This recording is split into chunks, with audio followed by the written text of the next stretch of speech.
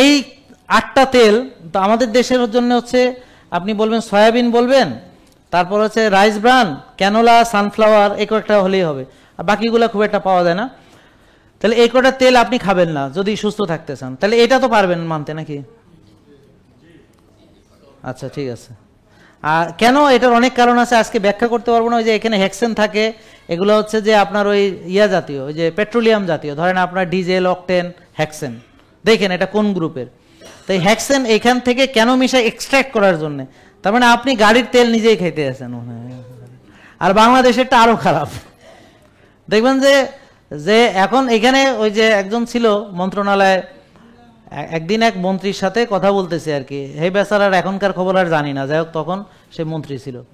তা এখন সে বলতেছে আমি দায়িত্বে ছিলাম যে ওই যে ভেজাল টেজাল অভিযান করতো, ওখানে যে দেখি যে যেই চর্বি মানে ওই যে সাবান বানানোর জন্য আনে, ওই চর্বি আপনার দিয়ে তেল বানাইতে দায়িত্ব আছে, আপনারা খাওয়াই দিতে আছে। তা বলে যে আপনি কোনো পদক্ষেপ নেন নাই?